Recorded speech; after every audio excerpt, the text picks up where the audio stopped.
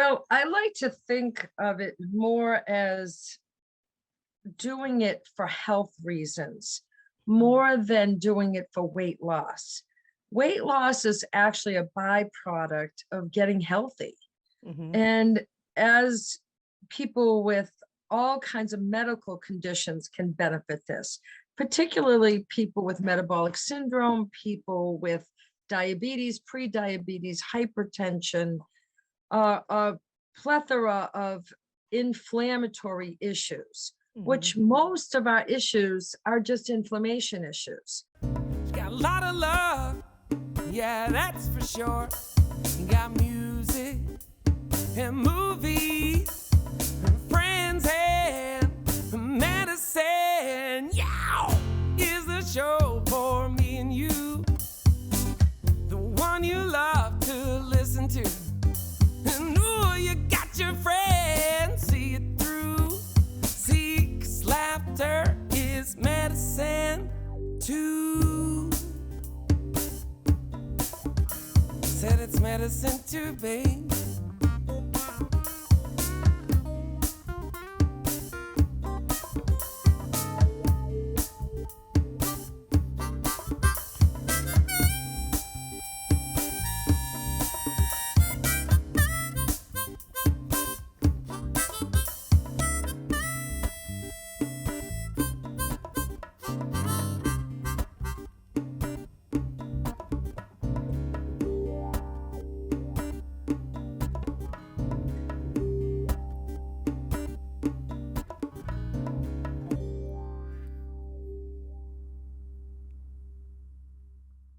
Welcome to The Edge Show, your award-winning podcast, sponsored by the Relevant app. The opinions expressed on the show are not necessarily the opinions of A-Edge Productions. I'm your co-host, Branden Lee. I hope you're doing great. Look who we've got here. It's Wendy Love Edge. Hey, how you doing, Branden? I'm doing great. I'm doing excellent, actually.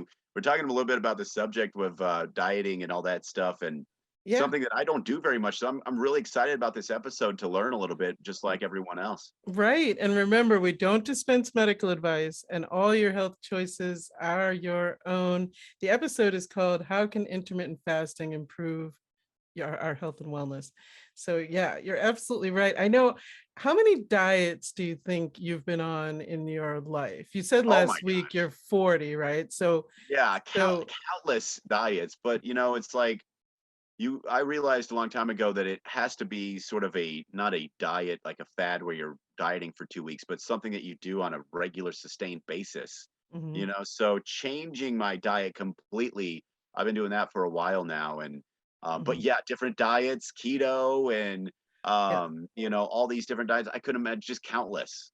Yeah. I mean, I was thinking about a diet. I did the Atkins diet, which I guess preceded keto, right? It's sort of similar, maybe, I don't know, but I remember slathering meat with butter. That guy's dead, by the way. He's I know.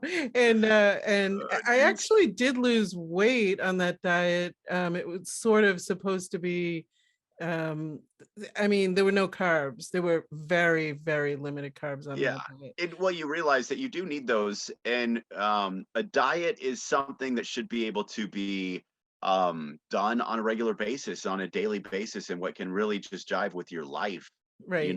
And make you healthy, and not only make you lose weight, but also feel good throughout the day. That's a big part about it. I think a lot of people miss, the diets where they're, their body's suffering because of it. So, there were diets, weird things, like grapefruit, and I forget, there's something with grapefruit always. I've seen that before too.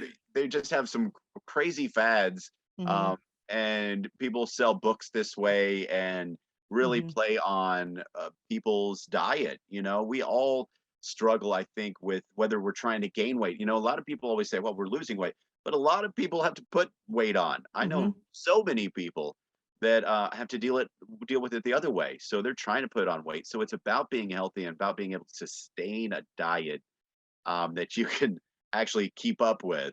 And so I'm really interested to hear about this type of diet, because a lot of my friends do it. I know that there's technology involved now as you Mhm. can download apps and things like that. So it might be something to explore for you. Right. I mean, I think the word fast can be a little daunting for people. Like, I mean, I first ran into fasting when I was a kid. I was raised Jewish, and on the Jewish holiday Yom Kippur, you were required to fast. And so, really, though, it was like you could have dinner the night before, like everybody would eat a lot, you have a big meal, Yeah. and then not eat until dinner. It really wasn't that bad.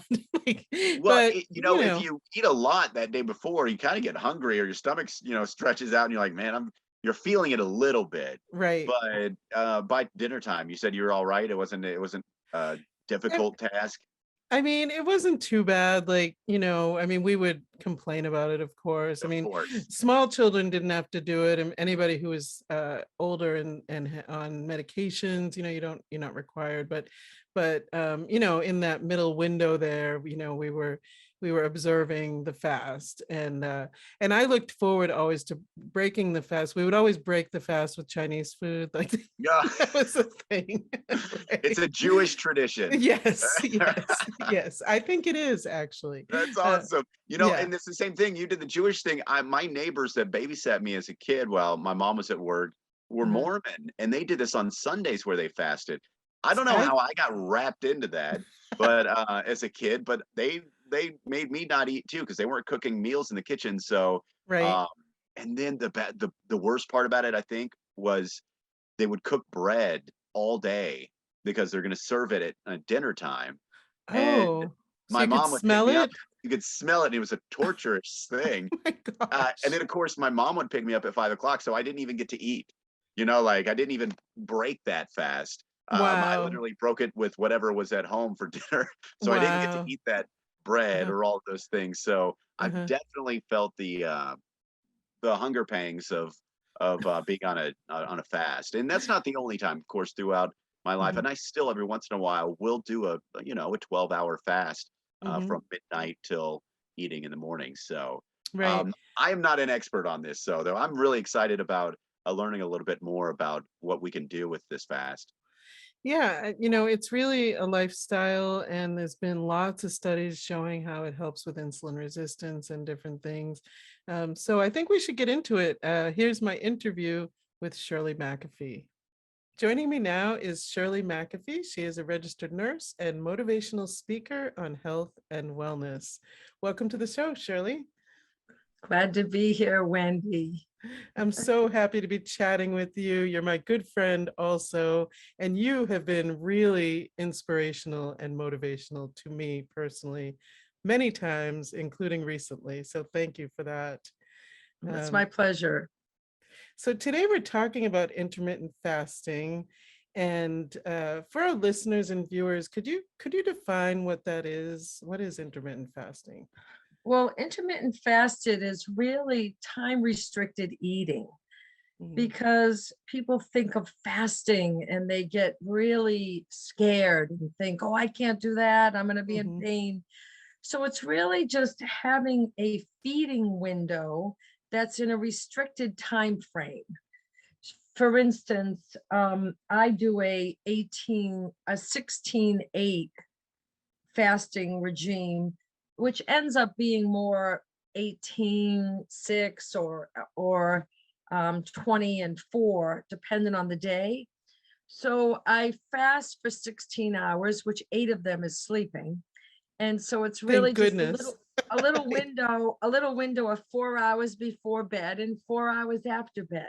Mhm, So that is actually a fast.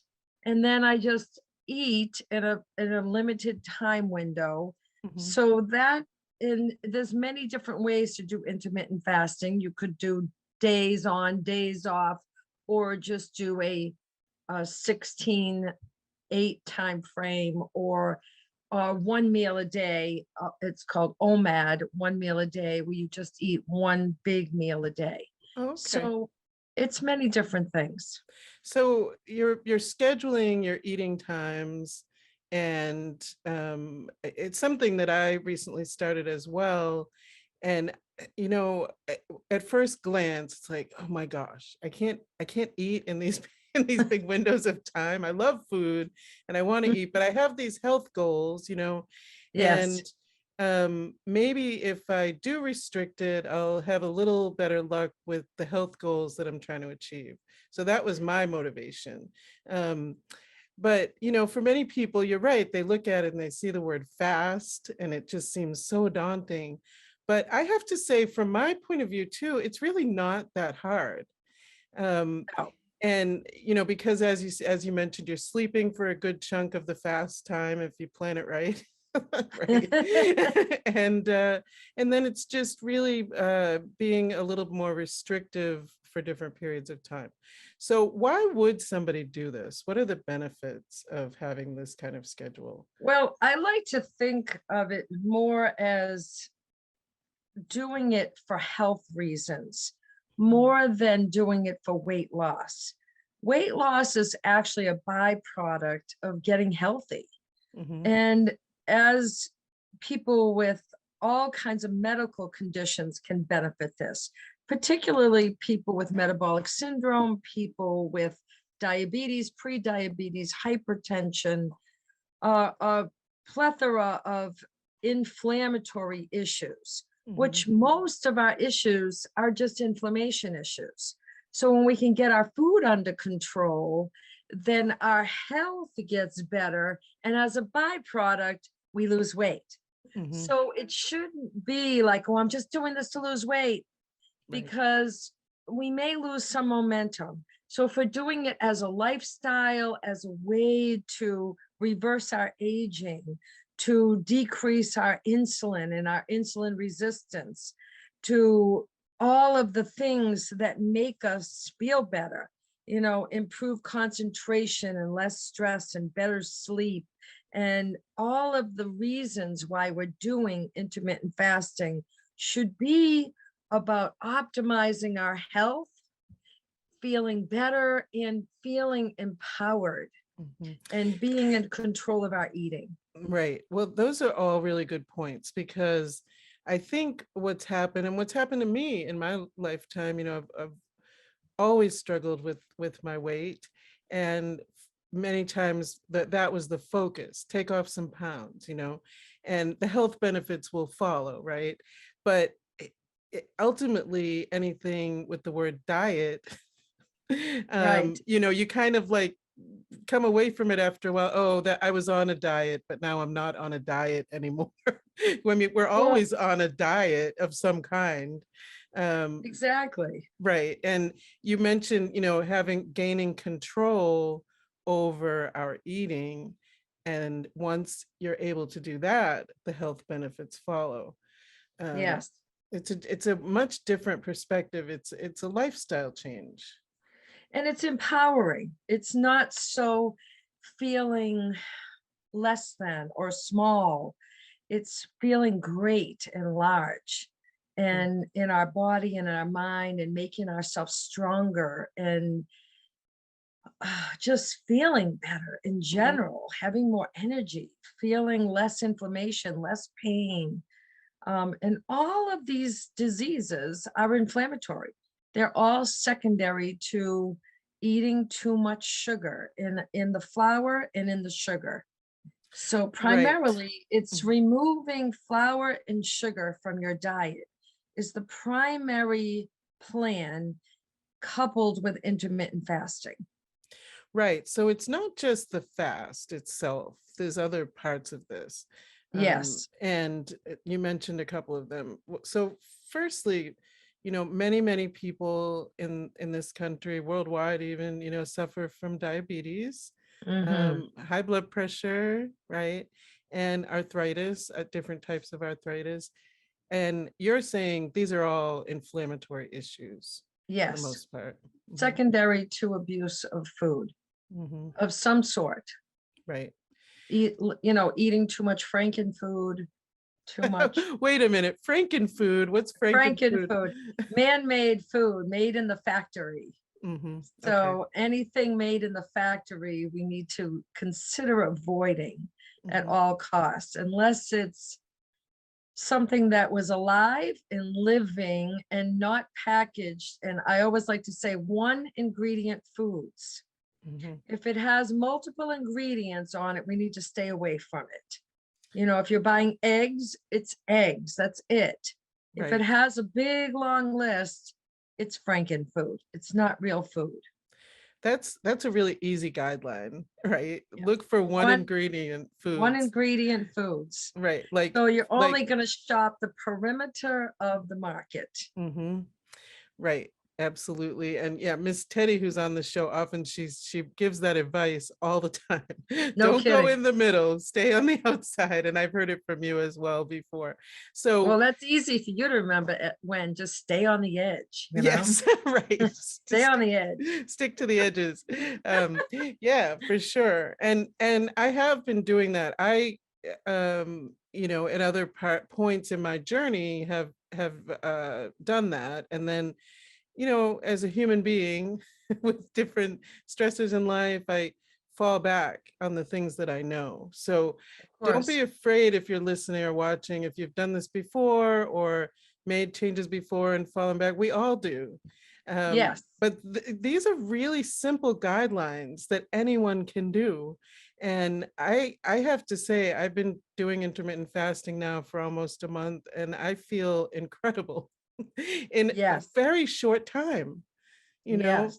how do you recommend someone get started? Because many people have, you know, busy lives. They're picking up pre-made foods, Mhm. frozen foods, things that are easy for themselves or Yes. their family. And I know I've heard people say, "Oh, that's just too hard," you know.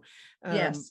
so, what do you recommend for people to get started with this if they feel like, you know, perhaps they have some of these health issues, or you know, they just want to feel more energetic, feel better? Mhm. How do Mhm. you get started? Well, I say start with the 12-hour fast. Start at the beginning and take baby steps.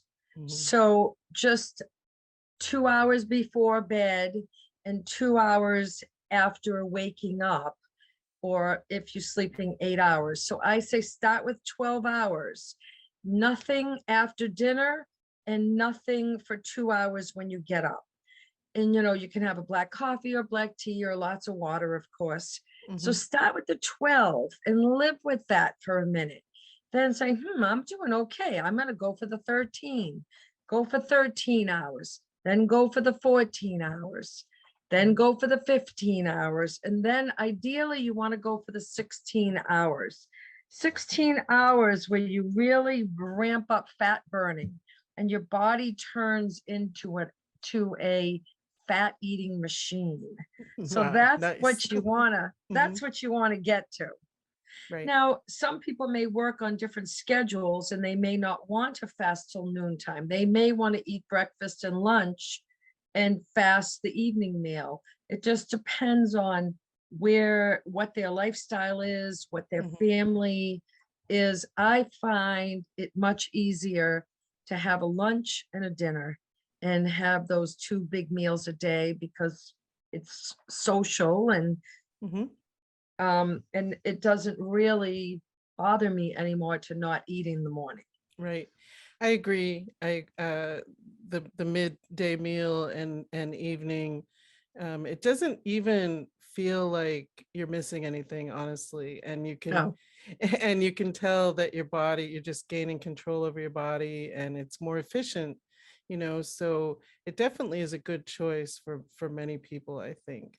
If people want more information, do you have any resources that you could mention that they could look at? I know you've sent me numerous right. YouTube videos and Well, there's so much on the web. I love Dr. Berg. His stuff is great. Um, there's Marcus Rothkrantz and his partner are wonderful. They've been on OMAD. And if you see them, you'll say, holy mackerel, I'm doing what they're doing because they look amazing. Mhm. So I'm not saying OMAD is the answer. Personally, I feel like you can get just as good results doing the 16 and 8 and living your life and enjoying food and enjoying friends and the social and the whole part. I Mhm. mean, if OMAD is your thing, that's fine too. So there's just Google intermittent fasting. There's just so many gurus out there. Nice. And and I find to, when you're in the fasting, to keep yourself educated and keep watching videos and keep yourself motivated. So how can people get in touch with you, Shirley, if they want more information? I have a website, shirleymcafee.com Mhm. or platinumg.com for Yes. obvious reasons. Actually, it's platinumg.biz. So my Oh, music is on there, my workshops are on there, and I have a retreat center in Massachusetts. And starting next year, not this year, I'm going to be running a week-long retreat on health and wellness and food and eating. So starting next year. I can't wait So for people- that. Yes. Yes, I can't either. So we Yes. can take 26 guests. Wonderful. We have 6 acres on the lake, and it's amazing, beautiful location. It absolutely is. And I can't wait to see it again and to see you sometime soon. Yes. So definitely, folks, check out platinumg.biz Yes. and shirleymcafee.com. Thanks so much for being here, Shirley. Thank you, Wendy. It's my pleasure always. Miss Teddy here with your Food is Medicine Minute. This episode we are talking about fasting, and you should never break your fast with fatty foods, simple carbs, and sugar. So for instance, do not break a fast with a cheeseburger, french fries, and Coke. You want to have foods that aren't going to burn up much energy to digest. So try breaking your fast with fruits, eggs, fish, avocado, and certain vegetables like broccoli, cauliflower, and Brussels sprouts. For more information on Food is Medicine, please feel free to contact me at Learn from Teddy on Facebook. Hey everyone, my name's Candis Dyer, and this is Mile High News. This week I will be covering an article from Marijuana Movement that came out May 17th. The article is called Marijuana Legalization Linked to Decreased Use of Alcohol, Nicotine, and Opioid New Study Finds. Researchers at the University of Washington analyzed data on substance use trends from 2014 to 2019, finding that people ages 21 to 25 were less likely to consume more dangerous drugs since legalization hit some states. This includes decrease in alcohol, cigarettes, and pain reliever misuse. Alcohol and cigarettes are more harmful than cannabis. Go figure. Anyways, several previous studies have identified associations with the enactment of medical cannabis legalization at the state level and reduced pharmaceutical prescriptions, but this paper focused on the potential impact of recreational legalization in the 10 states and Washington, D.C. This means that it's not only cannabis patients and those who have access medically to dispensaries and doctor visits, but all citizens are showing improvements in their choices and habits. The article also points out that there have been other recent studies showing that with cannabis medical legalization, there is a decreased association and use of prescription drugs for anxiety, sleep, pain, and seizures. Several previous studies associating use of medical cannabis with reduction in dependence on opioids.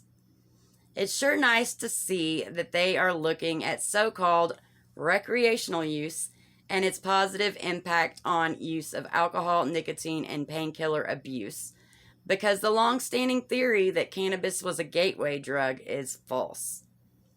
And now we are seeing the proof going forward. I say so-called recreational use because really all use is medical use one way or another. This has been Mile High News Report. I'm Candis Dyer. Stay lit, everyone. I'm Dr. Brian Nichol, your cannabis expert for CannabisExpertMD.com. I have a cannabis pairing for the Edge Show this week. This week I decided to go with cannabis and activity pairing. Now, cannabis can be a nice relaxing drug for most patients, and it's often used in kind of a chill setting. Smoking cannabis in the tub, some candles around, maybe a little incense to set the mood. Seems like a pretty good idea. The water environment, though, does present a lot of issues. Everything is going great until you get the joint wet, and then, hey, the party's over. Now, pipes aren't much better, and you really don't want to bring your dry herb vaporizer into the tub and destroy that expensive piece of equipment. So instead of selecting cannabis to go with a bath, I selected something different. I selected Buffalo Company's CBD Hemp Fizzy Bath Bomb. Now, they're available in lots of different fragrances. It has 100 milligrams of CBD along with some of the minor cannabinoids like CBG and CBN present in there, and a whole slew of terpenes.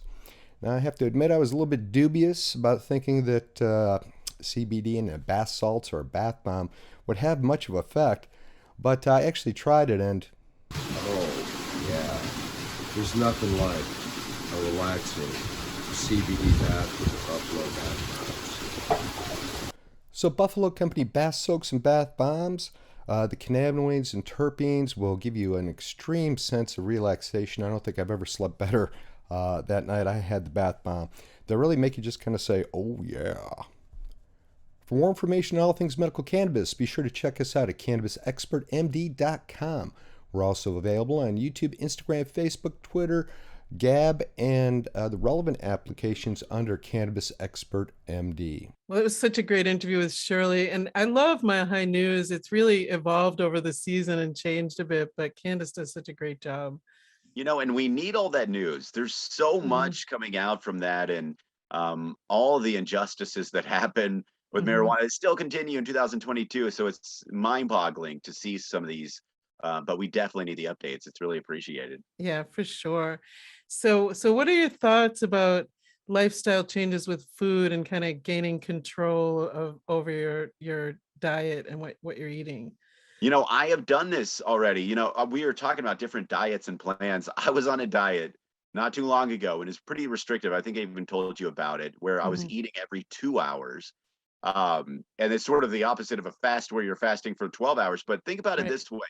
I'm still in control of what I'm eating and when I'm eating it. So it just happens to be a 2-hour span, just sort of keeping my fire burning while I'm eating. But I've also noticed that I weighed in, and I don't weigh any more or less than what I did after this entire thing. Now, I have been lifting, and I found more energy in my day, and I feel healthier. I'm moving better. I have more energy through the day. And I think that was enough for me to say, you know what, I like this idea. I like the way that I can be in control of eating. It's what we just talked about, is being in control of the things that you eat, not just because you have to eat. There's so many years I lived my life where I'm like, all right, I'm gonna have to go get some food. I'm hungry. And I don't have that plan ahead. And that's been the big difference between this journey that we started, even the start of the show, and being able to be in control of that and get the foods that you want to eat, because I promise they're less expensive if you plan ahead than going to the fast food or going to the grocery store every day of your life. Yeah, I understand. I think, my final thoughts are, look at your health and wellness goals.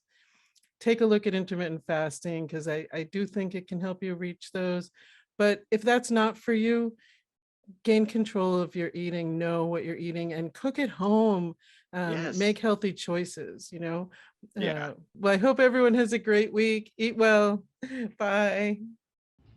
The Ed Show is sponsored in part by the Relevant app, 131 Inclusion Gallery, Irie Bliss Wellness, Lindsay Camp with Synergy One Lending, Off Leash Canine Training, and Green Harvest Health, inviting you to reclaim your wellness.